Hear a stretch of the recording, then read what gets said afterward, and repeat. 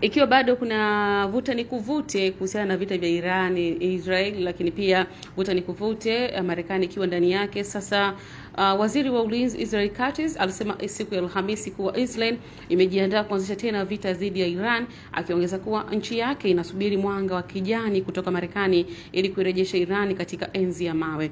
IDF iko tayari kwa kujihami na kukera na walengwa wamewekwa alama, Katz alisema katika taarifa yake ya video. Tunasubiri mwanga wa kijani kutoka kwa Marekani kwanza kabisa ili kukamilisha kuondosha nasaba ya Khamenei, na zaidi ya hayo kuirejesha Iran katika enzi ya giza na enzi ya mawe kwa kuharibu vifaa muhimu vya nishati na umeme na kubomoa miundombinu yake ya kiuchumi ya kitaifa, aliongeza kuyasema hayo.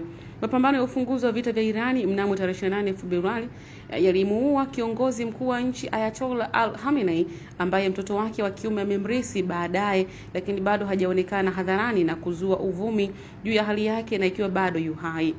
Safari hii shambulio litaponza tena, litakuwa tofauti na la kuua, na kuongeza pigo kubwa katika maeneo nyeti zaidi kufuatia mashambulizi makubwa ambayo serikali ya kigaidi ya Irani tayari imeendeleza, ambayo itatikisa na kuangusha misingi yake. Katz aliongeza kusema hayo. Yote hayo yakiwa yanaendelea, lakini jeshi la ulinzi la Israel IDF siku ya leo Ijumaa limesema limefanya mashambulizi ya anga kusini mwa Lebanon yakilenga kile kilichotajwa kuwa miundombinu ya wanamgambo, licha ya kutangazwa kwa muda wa kusitisha mapigano kati ya Israel na Lebanon. Katika taarifa iliyotumwa kwenye mtandao wa X, jeshi la wanahewa la Israel lilisema lilishambulia vituo vya kijeshi katika maeneo ya Hilbert Salam na Tulini kwa madai kuwa vilitumiwa na Hezbollah kupanga mashambulizi dhidi ya vikosi vya Israel na taifa la Israeli. Mashambulizi hayo yalifanywa kujibu ufyatuaji wa roketi uliorushwa na Hezbollah kuelekea eneo la Shilomi jana usiku, chapisho hilo liliongeza.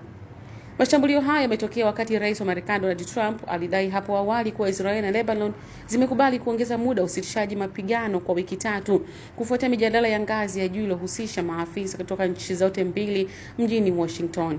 Akizungumza katika ikulu ya White House, Trump alisema, tulikuwa na mkutano mzuri na maafisa wa juu sana wa Lebanon na Israel. Katika wiki chache zijazo, Rais wa Lebanon na Waziri Mkuu wa Israel watakuja hapa. Aliongeza kuwa pande zote mbili zimekubaliana majuma 3 ya ziada kutokupigwa risasi, huku akikubali wasiwasi na uendeleo unaohusishwa na Hezbollah.